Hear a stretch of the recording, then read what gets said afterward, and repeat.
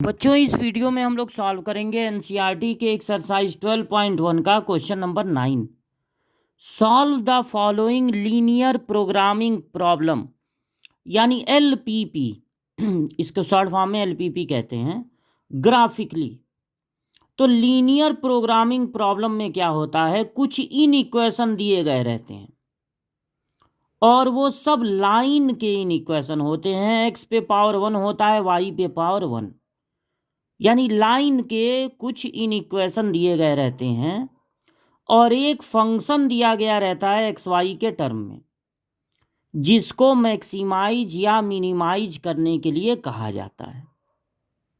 Graph बना के हमको ये काम करना होता है। तो हम लोग क्या करते हैं, सबसे पहले इस जेड को नहीं लेते हैं, इसका काम लास्ट में होगा। ये जो इन इक्वेशन हैं उनको लेकर इतना इंफॉर्मेशन जुटाते हैं कि उसका ग्राफ हम लोग बना सकें। तो पहला है x ग्रेटर देन और इक्वल टू 3, ऐसी लाइन का इक्वेशन जिसमें x हो y ना हो। जिस लाइन के इक्वेशन में x होगा y नहीं होगा, वो लाइन y एक्सिस के पैरेलल होगी। इसमें सबसे पहले हमको रखना है ओरिजिन, यानी x की जगह 0, y तो है ही नहीं, रहता तो उसकी जगह भी 0। सबसे पहले ओरिजिन रखते हैं। तो बस x है तो x की जगह रखेंगे। 0 ग्रेटर देन और इक्वल टू 3, ये बात गलत है। 0 ना तो 3 के इक्वल होता है ना बड़ा। ये लाइन के बारे में बता दीजिए, passes at x equal to 3, x axis पर 3 से पास करेगी and parallel to y axis. ये लाइन y एक्सिस के पैरेलल होगी क्योंकि इसके इक्वेशन में सिर्फ x है। अब ये दूसरा वाला ले लीजिए, इसमें तीनों तरह के टर्म हैं। इसमें भी सबसे पहले ओरिजिन रख के देखेंगे ट्रू आ रहा है कि फॉल्स। तो 0 ग्रेटर देन और इक्वल टू 5, ये गलत है। 0 ग्रेटर नहीं होता है 5 से। अब ये जो तीनों तरह के टर्म हैं वो किसी एक्सिस के पैरेलल नहीं होगा। उसके लिए पहले हमको लिखना पड़ेगा इसका इक्वेशन फॉर्म, यानी यहां इक्वल टू लगा के लिखेंगे और एक बार y की जगह 0 रख के x फाइंड कर लेंगे, एक बार x की जगह 0 रख के y। तो जब y की जगह 0 रखेंगे तो x की वैल्यू मिलेगी 5 और x की जगह 0 रखेंगे तो y की वैल्यू मिलेगी 5। इतने इंफॉर्मेशन से इसका ग्राफ बन जाएगा। तीसरा है x plus 2y greater than और इक्वल टू 6। इसमें भी तीनों तरह के टर्म है, x भी y भी कांस्टेंट भी। इसमें भी सबसे पहले रखेंगे ओरिजिन, तो मिलेगा 0 इज ग्रेटर देन और इक्वल टू 6। ये बात भी गलत है, फॉल्स, क्योंकि 0 ग्रेटर नहीं होता है 6 से। इसका इक्वेशन फॉर्म लिखेंगे, यानी इक्वल टू लगा के एक बार y की जगह 0 रख के x फाइंड करेंगे, एक बार x की जगह 0 रख के y। तो जब y की जगह 0 रखेंगे तो x की वैल्यू 6 और जब x की जगह 0 रखेंगे तो बचेगा 2y। 2 से 6 कैंसिल हो जाएगा 3। एक और है y ग्रेटर देन और इक्वल टू 0। देखिए y equal to 0, y equal to 0 x axis को कहते हैं, क्योंकि x एक्सिस पे हर जगह y की वैल्यू 0 होती है। तो y इक्वल टू 0 का मतलब है x एक्सिस, लेकिन सिर्फ y इक्वल टू 0 थोड़ी ना है, y ग्रेटर देन 0 भी है। तो x एक्सिस पर अगर आप हैं और y ग्रेटर देन 0 है तो x एक्सिस के ऊपर जाएंगे, तब y की वैल्यू 0 से ग्रेटर मिलेगी। 1 2 3 4 5 6, इधर तो -1 -2 मिलेगा, यानी लेस देन 0। तो आपको ऊपर जाना है, तो x एक्सिस एंड अबव।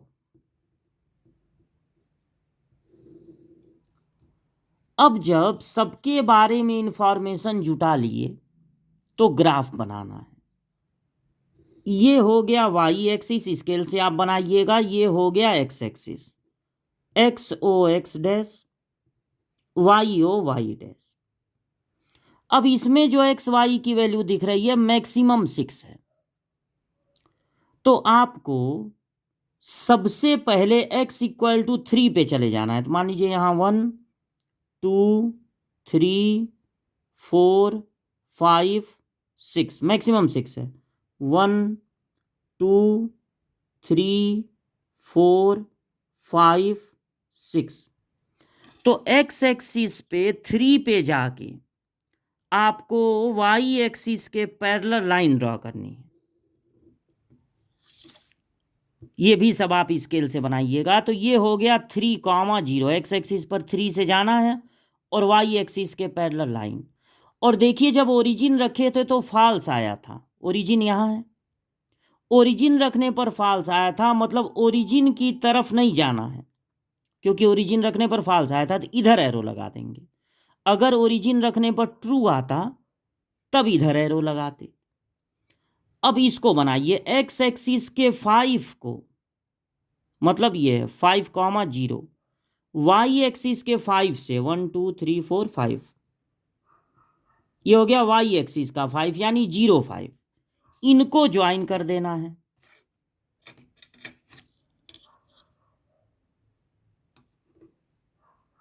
इनसे एक लाइन बना लेनी है।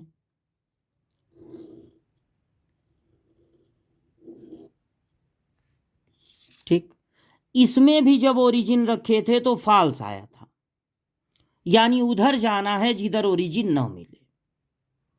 अब ये तीसरा वाला, एक्स एक्सिस के 6 को वाई एक्सिस के 3 से ज्वाइन करना है। तो एक्स एक्सिस का 6 ये होगा 6,0, और वाई एक्सिस का 3, देखिए यहाँ 3 है, 0 3, वाई एक्सिस का 3 यहाँ है। इनको ज्वाइन कर देंगे।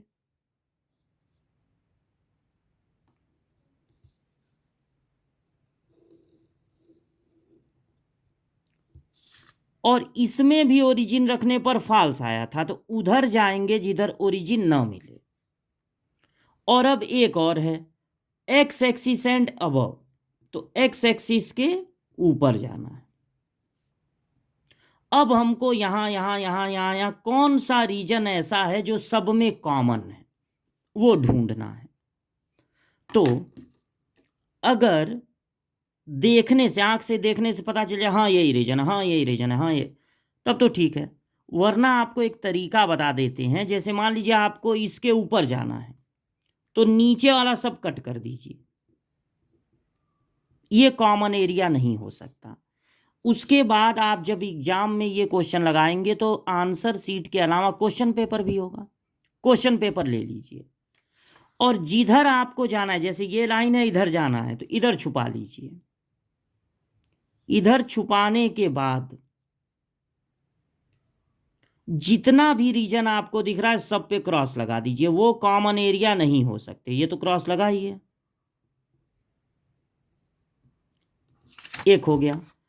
अब इस पे रख दीजिए, किसी पे भी पहले रख सकते हैं, किसी पे बाद में। इस लाइन के देखिए उधर जाना है तो इस पे रखे, इसको छुपा लिए जिधर जाना है, और जितने रीजन दिख रहे हैं सब कट कर दिए।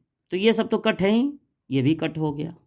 अब एक और बचा है, ये वाली लाइन, इस पे रखे और जिधर जाना है, जिधर एरो लगा है उधर छुपा लिए, बाकी इधर का सब कट कर देना। तो ये सब कट है ही, ये भी कट हो गया। अब जब आप एक बार यहाँ, 3 इक्वेशन है मेन, और ये वाला तो हो ही गया। एक बार यहाँ, एक बार यहाँ, एक बार यहाँ, जिधर जाना है उधर छुपा के बाकी को कट कर दिए और हटाए। तो देखिए कौन सा रीजन है जो इतना सब करने के बाद भी कट नहीं हुआ। तो वो ये है, यहाँ आप देखिए कोई क्रॉस का साइन नहीं है। यही हो जाएगा आपका कॉमन रीजन, कॉमन एरिया। लेकिन ये जो कॉमन एरिया है ये वो बाउंडेड नहीं है इसकी तरह, इसकी तरह, इसकी तरह, इसकी तरह, ये खुला हुआ रीजन। अब इसके जो कॉर्नर पॉइंट हैं वो हमको मार्क कर लेने। तो यहाँ से भी शुरू कर सकते हैं, कहीं शुरू कर सकते हैं। अरे ये नहीं है, ये नहीं भाई, ये है, ये थोड़ी ना आ रहा है, ये ए बी सी। और इस ए बी सी का हमको फाइंड करना पड़ेगा कोऑर्डिनेट कितना कितना। जैसे ए का कोऑर्डिनेट है 60, वैसे ही बी और सी का फाइंड करना पड़ेगा। लेकिन जब ये एरिया आपको मिला है वो बाउंडेड नहीं है, क्लोज नहीं है, ओपन है। तो जब एरिया ओपन है, आगे की तरफ बढ़ रहा है, ऐसे पीछे की तरफ नहीं, पीछे की तरफ खुला हुआ नहीं, आगे की तरफ बढ़ रहा है, तो इसका बस आप पता लगा सकते हैं minimum point, minimum of Z. Minimum point नहीं, जेड की मिनिमम वैल्यू पता लगा सकते हैं, मैक्सिमम वैल्यू नहीं पता लगा सकते। तो अगर ये ओपन रीजन आपको मिले, क्लोज्ड ना हो, इस रीजन को जो सब में कॉमन होता है उसको फिजिबल रीजन कहते हैं।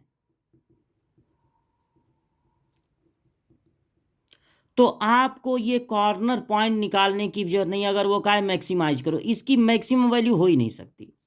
तो आपको बस इतना लिख देना है, अगर मिनिमम कहता तो मिनिमम निकल जाता, तब A B C corner point भी निकालते। यहां पे कह देंगे कि द फिजिबल रीजन, जो कॉमन रीजन है, जो सबसे सेटिस्फाई हो रहा है, is open, therefore it has no any maximum point, या z has, therefore z has no any maximum value, z की कोई मैक्सिमम वैल्यू होगी ही नहीं। तो यही आंसर होगी।